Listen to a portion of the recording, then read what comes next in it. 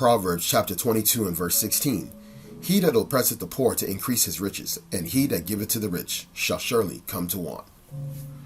Shalom, brothers and sisters. This is your brother Hawaii, called to be a minister of the Lord and Savior Yahawashi according to the will of the Heavenly Father, who called us out of the world into his way through the gift of the Holy Spirit, which is a seal of our belief that gives us wisdom, knowledge, and understanding according to his will and grace to every man according to the will of the Heavenly Father as he so please, in order to give us understanding in these last days that we may be able to overcome he that is in the world.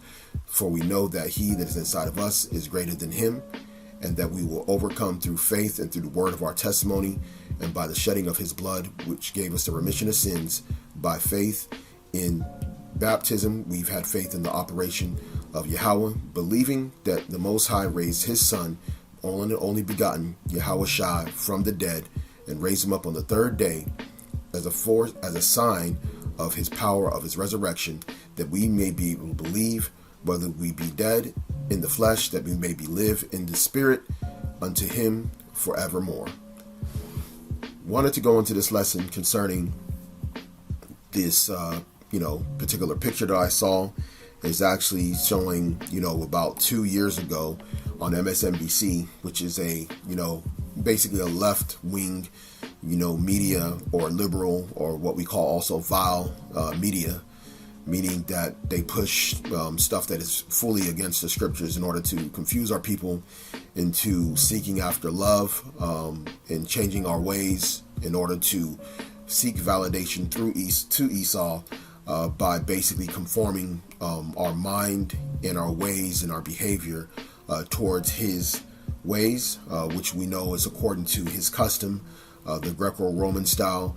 And this right here just really shows that our people voting the last 50 or so years for the Democratic Party. In fact, I believe it was around 1964 when John F. Kennedy was elected. He received an innumerable amount of so-called black votes, especially in places where our people were allowed to vote.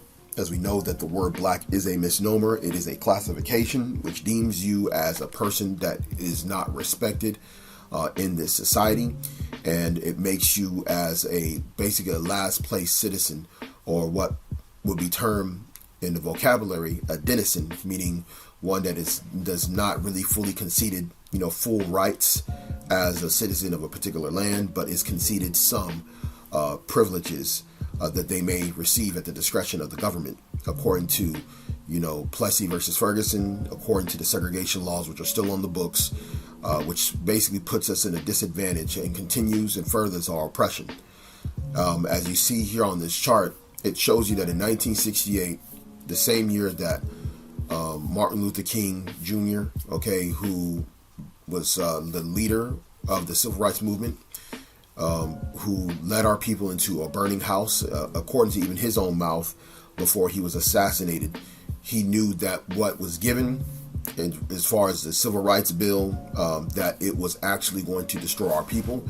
And here we are fast forwarding, and this is even before the so-called COVID shutdown. This is more proof of that. As you see here in the numbers, even with the time that's elapsed, the so-called advances that the media likes to push, especially the left-wing media and even some of the right-wing media, they like to push these so-called advances of so-called black people, falsely so-called, that there's been some kind of difference. But if you know anything about the amount of so-called black elected officials over the last 50 years that have gone into office, we're talking about it's an increase of thousands of percentages, from representative, even some senators, some governors, and then you also have mayors all throughout the country, so-called black, that have sprung up over the last 50 years. And this also shows you that there's been no real change, and actually things have gotten worse since that time, both social and economically, politically. All these things are actually going worse than what they were back when we thought we were in a bad situation under segregation. And as you see here in the numbers of so-called black home ownership, it's basically stayed the same. When you look at the second level, the so-called black incarceration, it is practically tripled, okay? And this is what you call the prison industrial complex. You actually have a thing on, I believe it's on Netflix. I know for a while they were showing it for free on YouTube. It's called the 13th Amendment. It gives you a good idea of how this occurred. But we see here that our oppressor has put forth traps and snares upon our people to have us caught up in prison houses, okay? And our people, starting with, the Southern Kingdom, all right, the people classified as black, we know that there is a target upon the backs, primarily on that group of people, because we, knowing the scriptures and knowing the prophecies, it says that, Esau had a special hatred, right, for Judah. And then after that, the rest of the tribes. And we know that this incarceration has affected, the whole nation, especially in Babylon. And we know that this is something that they want to do. We'll actually kind of prove that this is something that is actually continuing in terms of, the poverty-strickenness of our people. And what happens is when you go out of their way to basically target the males, which is something that was done in Egypt, and to basically remove them out of the communities, put them into prisons, away from their families, away from their sons, away from their daughters, they can now use these left-wing liberal media, trolls out here, even among our people, all right, the so-called boule, the rappers, the singers, the entertainers of our current world that we're in, among our people, they can use them to infect the poison according to their will to further destroy the younger generation. And as we see, as we've gone further on since that time, our people are completely destroyed at that young generation.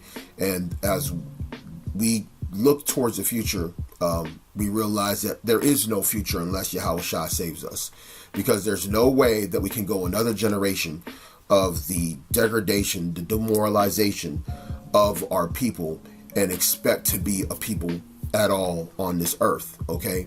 And this is something that is, not only is a sign here, because whatever goes on here is a sign of what's going to happen in the rest of the world to our people. And it's very clear that the next step is, pretty much annihilation, okay? And they've been able to create the narrative through the oppression of our people to put us in this state where we're this, we haven't made any progress. We've actually went even further back from the time that Martin Luther King was out there. And this is the reason why these Edomites want you to praise Martin Luther King, because you don't realize that he was a boule, hand-picked person that they raised up, made him a leader to lead you towards this path that we're currently on as a people. And we know that when you go further on in the next step, that this unemployment numbers are false as well.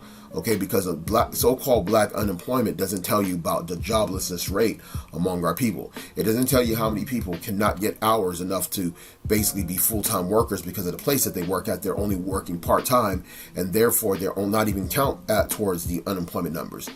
2 years later, which is now, 2020, you know that we are actually faring worse off economically during this current shutdown situation of this pandemic that's going on. So that just kind of gives you an idea of what is really happening with our people. And when you show this to our people that are still wanting to vote, they will ignore this. They will tell you, we got to get this guy out of office. We're going to do better. This is happening. This is happening under this president or the next president or the past president. And the thing about it is our people do not care about tangible results. What they're looking for is moral victories, of feeling like they've done something that is actually helping them just by voting, just by putting somebody else in office and continuing the same old, circus. And that's where we are right now. Our people are in a state of insanity. And like we've heard before growing up, insanity is doing the same thing over and over again and expecting a different result. And it's very clear that this process of participating in the these political events and movements and parties, that it's not helping us. Okay. And only those that are sick and tired of this current world and want a world righteousness dwells, all right, which will be in the kingdom of heaven, those are the only people that are really truly going to be tired of this, and they're going to be tired of the oppression. So, what we're going to do, we're just going to go into a few precepts concerning this, because this particular level of inequality and poverty is only going to increase and get worse upon our people, and it's going to have to force our people to seek after Yahawashi, okay, and have faith in Yahweh that he's going to send the deliverer according to what he promised in the scriptures, to take us out of the hand of the oppressor, out of the hand of those that hate us. All right. So now this is another one, just kind of briefly showing you. This is from 3 years ago. Okay. As you see here, the article is more than 3 years old, and this is from The Guardian. Okay. Which is a big time publication. And this one shows, it says the median wealth of black Americans will fall to zero by 2053, warns new report.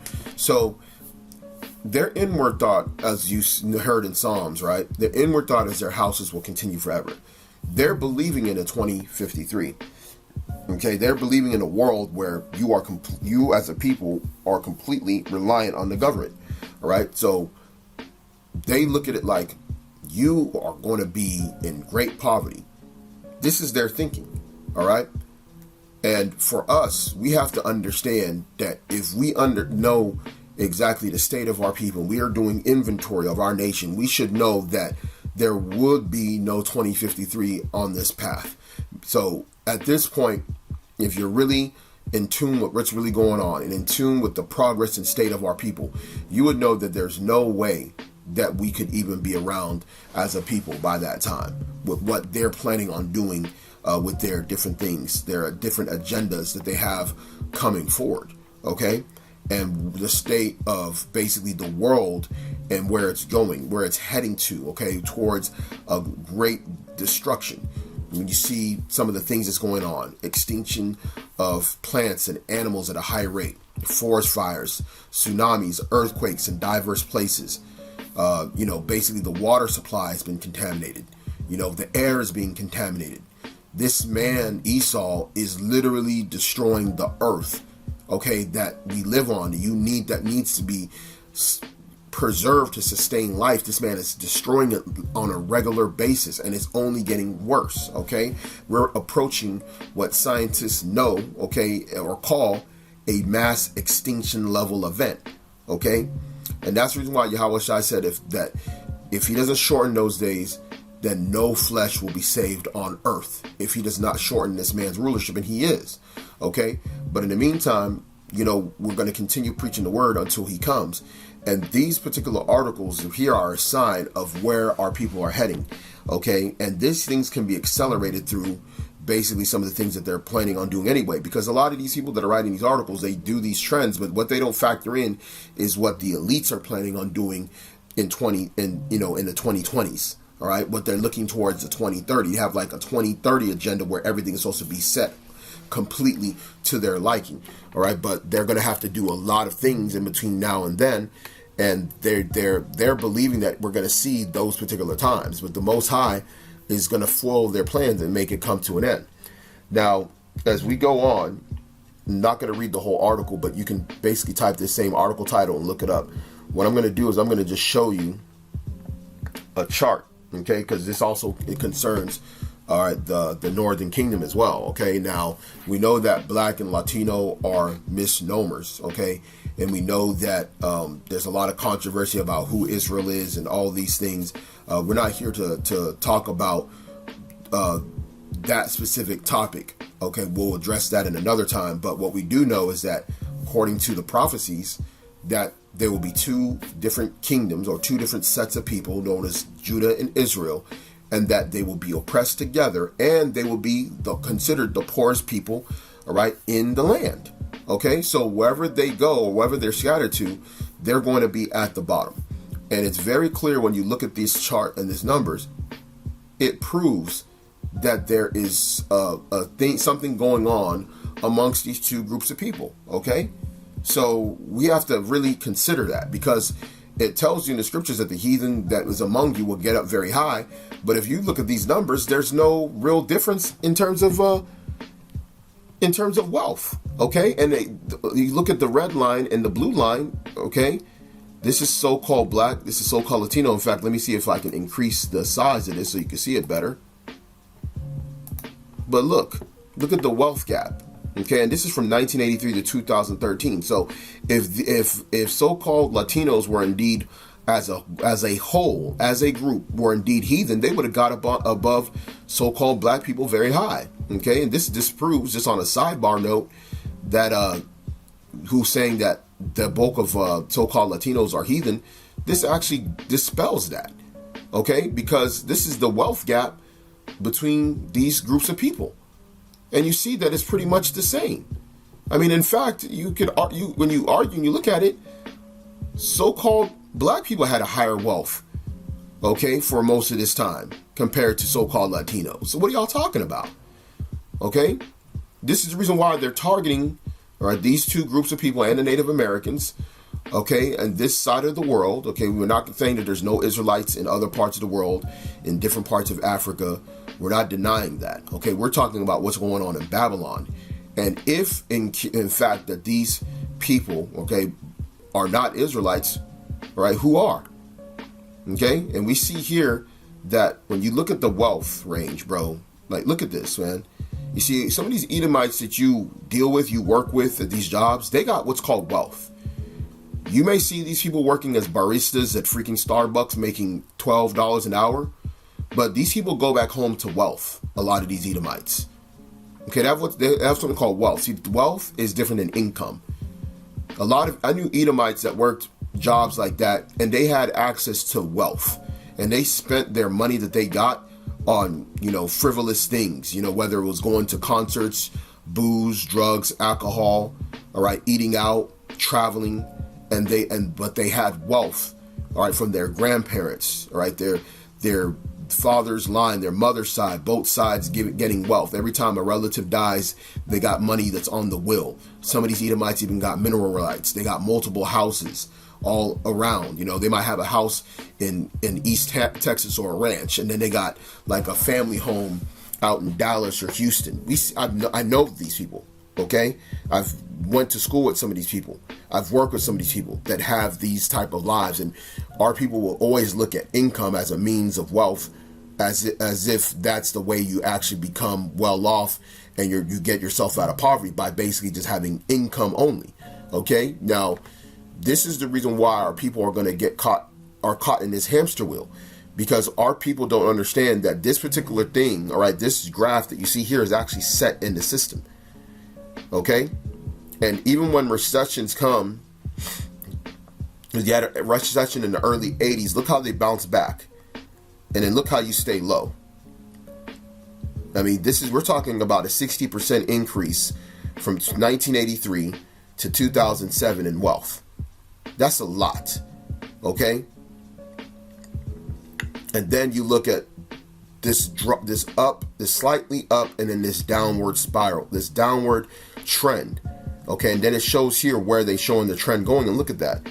This is the future trending lines, okay, of where it's going. Now, mind you, this particular figure, and this shows you that you can't really fully predict the future with what they're saying, because this was in 2017.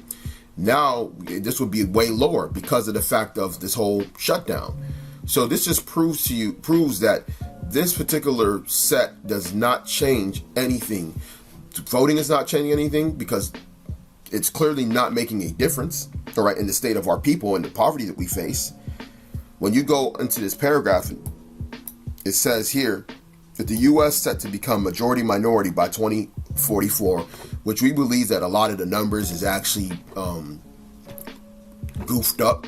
Okay, we believe that the numbers are actually bigger for so-called black. Even if you talk to people that are educated, and you do interviews with people that are actually like in academia, and you ask them, they believe that those numbers are underreported. Okay, And it's very clear for people that probably travel the U.S. that a lot of these numbers of our people are underreported because they got to make our people feel weak and have to make our people feel like we need them so much more because they're the majority or they're so much more than our people. Okay, but only the Lord knows exactly what the true numbers are. But nonetheless, they have this whole notion of this majority minority, which there's no such thing as that. That's just all newspeak talk. Okay, now it says here, if the racial wealth divide continues to accelerate, which is built into the system, the economic conditions of Black and Latino households will have an increasingly adverse impact on the economy writ large, because the majority of U.S. households will no longer have enough wealth to stake their claim in the middle class. Okay, and this is set up in the system. Okay, this is exactly how it has. And we have a book by Dr. Claude Anderson. The book is called Black Labor and White Wealth. And it shows you that much of the wealth that so-called white people, Edomites, okay, like we said before, most so-called white people are Edomites, but not all white people are Edomites. So if you understand that, happy are ye. But for the sake of conversation and for the sake of how this thing is wording the article, we're going to continue to use that term for the sake of this. We see here that when you look at books like Black Labor, White Wealth, that you see that a particular class of people and another class of people, one was oppressing the other, okay? One was the oppressor, one was the oppressed, and one was the exploiter, one was being exploited. And through this exploitation, which is set in the system, with the coming of Edomites over here on this side of the world, they've set up a system in which they are able to generate wealth off of our labor, okay? And that includes even things like the GI Bill, okay? And when you look at things like the GI Bill and then the FHA loans, which were instituted, back during that time of the 1940s, when you look at those type of things, all right, that were implemented, our people went into World War II, and they came back and did not get those things. So here it is, they use your labor, right, to risk your life and limb to go fight against a people that you don't know about, that you don't have no direct beef with, to help them ultimately gain more wealth. And this is where a lot of this wealth disparity came in. Because remember, as you go through the Great Depression, many of so-called white people's wealth was being wiped away, except for the higher, richer people that knew what was going on. They were able to become wealthier and take advantage of basically the economic deprivation that was going on in the U.S. during the Great Depression, which went through pretty much the 30s, leading up, of course, to World War II. And after World War II ended, there was a new transfer of wealth that occurred. Many of our people were working in factories during that time, helping America gain their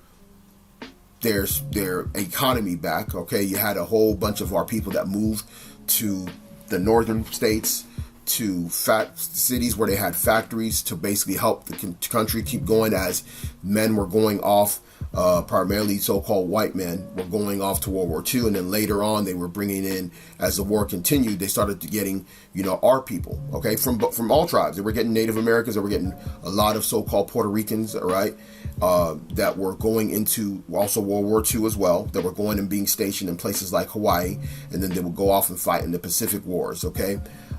And then you had our people, Judah primarily, that was going to Europe, fighting in wars in the war in Germany and in France, as you've probably seen in movies like Miracle at St. Anna, the Spike Lee movie. You've seen some of these movies where it shows you the impact that our people had upon World War II.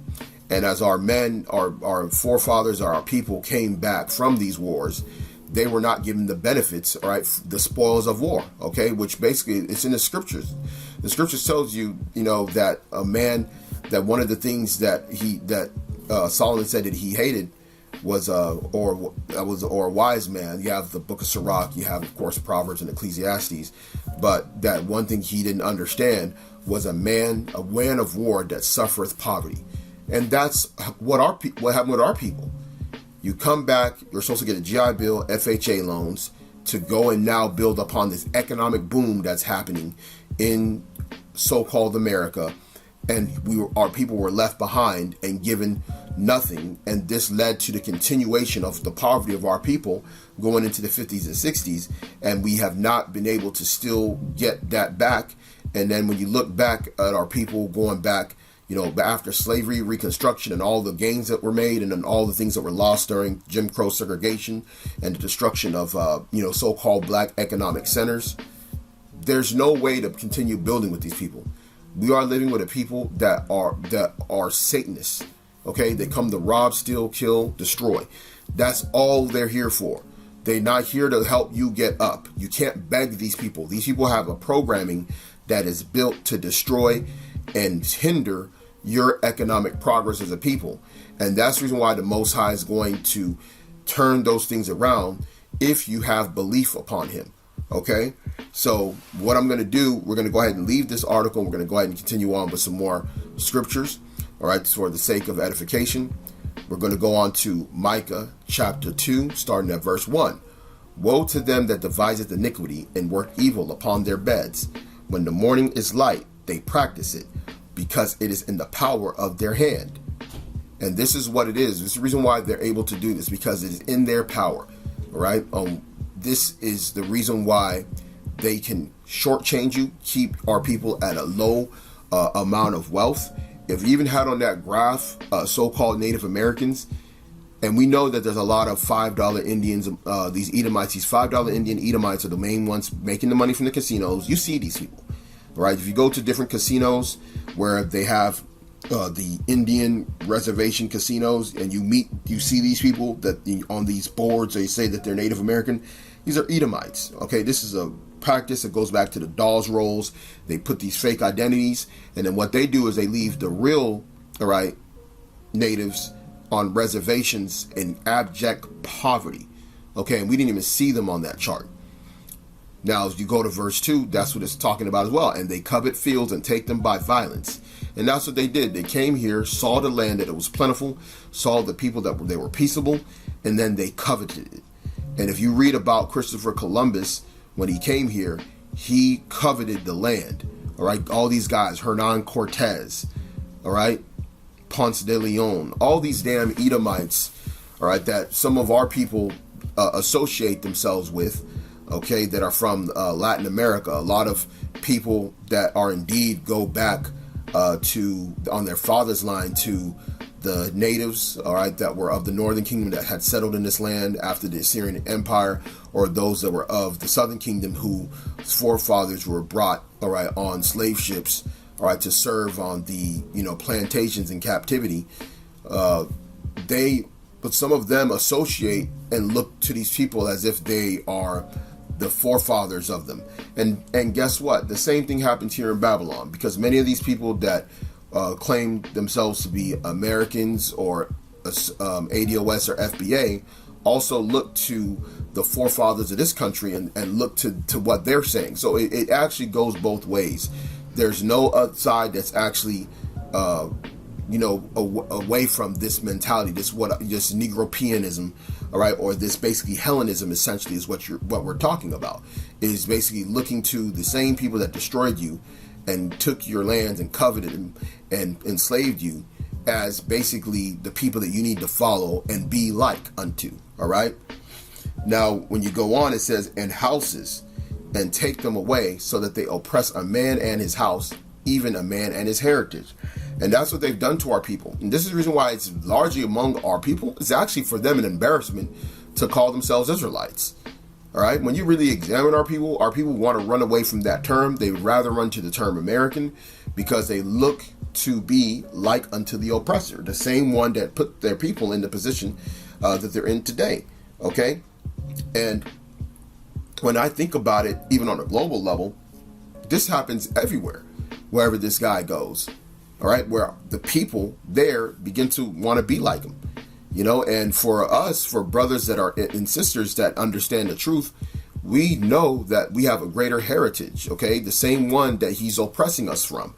That's why it says even a man and his heritage, because the heritage that we have was given from us from Yahweh, and the heritage that we have is the greatest heritage in the universe, right? To have the God, the creator of heaven and earth, be the one who calls us his people, all right, and acknowledges us separate from all peoples that are on the earth, all right, and said that we are above all people that are on the face of the earth. And this is one of the reasons why it's such a troubling thing when you see the way our people react to the belief in the political system here, the belief in the Constitution. You got guys out there calling themselves constitutionalists. You got people out there calling themselves proud Americans. And you got people saying that they're not going to leave because the ancestors built this. And when we look at what is going to happen with this land, you don't want to be tying yourself in your heart to this land. You want to have a mentality that you have a better place to come. But unfortunately, for a lot of our people, the Most High is not going to give them that revelation. And the Most High is not going to give them that understanding that they have something greater than this. And by default, they're going to have to resort to believing that this place is the promised land. And they're going to have to hold on it as they believe it's their own inheritance, only to inherit the destruction that comes with this place. So as we move on, going to Job chapter 20 and verse 10. So speaking of Esau, his children shall seek to please the poor, and his hands shall restore their goods. Okay, because they're going to wish that they could, do better, all right, for us, especially their youth. You got some of these people that say they feel bad about what happened to our people, and they want to do better. They want to create an environment that's equal, that has justice, and that gives people an opportunity to succeed in America. And they're saying all these things, but at the end of the day, the stuff that you stole, all right, is going to be returned back unto the children of Israel. Verse 11, his bones are full of the sins of his youth, which shall lie down with him in the dust. Though wickedness be sweet in his mouth, though he hide it under his tongue. Okay, because that's what they do. These so-called liberals on MSNBC, like we showed in the picture, these people that are on the left, all right, these so-called what they call them, social justice warriors, SJWs, all right, these people that are college graduates, these Edomites that are Marxist, communist, socialists, and they come to you saying that they're against the system and they are anti-police. They're telling you that defund the police, all these things that they're talking that stuff because they know ultimately that these things are going to have a detrimental impact upon you and not on them. Okay, and they hide this wickedness under their tongue. They hide it, the intentions that you don't understand, because all you're hearing is just the sweet things as a people. And then you run to the internet and you say, look, we got white allies. Okay? You don't have any Edomite allies. There's no such thing as that. An oppressor can never be an ally of the oppressed. Okay? That's the reason why the Most High is going to force these people to return back the things that are rightfully for his people. All right? The children of Israel. Verse 13. Though he spare it and forsake it not, but keep it still within his mouth, yet his meat is in his bowels is turned. It is the gall of asps within him. He hath swallowed down riches, and he shall vomit them up again. God shall cast them out of his belly. So those riches that we saw in that chart, the wealth disparity that he has, he swallowed down. He's taken everything in him. All right. He's going to have to vomit that out. He's going to have to give that up. Okay. Because it's not his. And the Most High is going to force it. Okay. For him to do it. There's going to be no begging. Okay. It's going to come out and he's going to have to give it up. That's according to the will of the Lord. And this is the beauty of understanding the state of our people. This gives you patience and understanding that this things that we're going through as a people was already written aforetime, and the Most High had a poetic justice way. All right, he poetically wrote justice in the scriptures of how he was going to turn things around for our people. Okay, and this is what we have to believe in as the hopeful elect, as we suffer some of these things that we go through as a people. Okay, as you go through sometimes hard times, and you remind yourself of the promise that was written in the scriptures. Verse 17, he shall not see the rivers, the floods, the brooks of honey and butter. That which he labored for shall he restore, and shall not swallow it down. According to his substance shall the restitution be, and he shall not rejoice therein. Okay, so restore and restitution, that is the true reparations. All right, not you begging for reparations. Not you telling a political party that they got to put a so-called black agenda on the board and they got to create a reparations. We don't need to go and say, no, vote if you don't do this. We ain't voting, period. And we're not begging for you to vote, to do something for us. We're going to turn our hearts and our mind and our voices to Yahweh Ba'Shem Yahawashi. That's going to be the one that's going to give us, to restore, all right, that which was taken away from us, all right, to give us restitution. Because remember, Esau is the one who also has our land, all right? He's taken the heritage of the Lord and made it his own, knowing that it belongs to another people. All these things he's going to have to restore. His substance is going to be the restitution. All these designer clothes and the nice fabrics that these Versace and Gucci and Louis Vuitton and Balenciaga, all those things, they're going to be given to us. All those nice materials that they use for those things is going to be used to beautify the people, right? They're going to have to give up the gold, all right, the jewels that they've taken on the earth. It's going to no longer belong to them. They're not going to be the ones wearing crowns. They're not going to be the ones that's going to be owning palaces and castles. That stuff is going to be given, all right? Because and it says according to his substance, okay? And that's beautiful, because we have to understand that the way the Most High sets it up is that when the time comes, the elect is going to take spoil from the enemy, okay? They're going to take spoil. They're going to have to give it up. And this is what's so beautiful about this, because when you see something like this, it's disheartening if you don't have understanding. But when you see these graphs and these pictures, and you see the state of our people and how they're saying we're poverty stricken and how poor we are, and you read these scriptures and you point and you say, that's our people. That's us. These are the people that took that from us. And they refuse to restore it, and the Most High is going to force it. They refuse to provide restitution, reparation, and the Most High is going to do it. Verse 19, because he hath oppressed and hath forsaken the poor, because he had violently taken away an house which he buildeth not. Surely he shall not feel quietness in his belly. He shall not save of that which he desired. Man, this whole Job chapter 20 is just straight murderer's row for these Edomites. All the riches that they got, they tell you pull yourself up by your bootstraps. All the stuff that they got is stolen, man. They got it unrighteously. They have a system of unrighteous dealings with the money system that they have, the currency system, the phony system that they've created that have bamboozled the world. They've been able to get so many of these things in their possession, and they want more. This is Zephaniah chapter 3 and verse 12. I will also leave in the midst of thee an afflicted and poor people, and they shall trust in the name of Yahweh. Okay? So they're going to trust on the name of Yahweh through Yahawashi. Because if you believe upon the Son, you also believe on the Father. If you receive the Son, you receive the Father, all right, that sent him. In the name of Yahawashi is Yahweh. He's going to send his Son, seated at his right hand, to go and catch and grab and take his elect, all right, the afflicted and poor. And we have to understand that though right now, some of us brethren may be doing okay financially, okay? Some of us sisters may be doing okay financially. You better believe that there's going to be a time when it's not going to be financially feasible.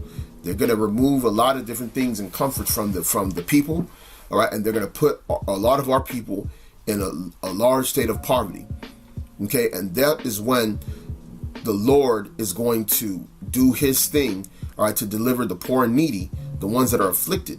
That's the reason why it is not good at all to be high-minded, to feel prideful about having money in this time, because those things can be taken away from you, okay?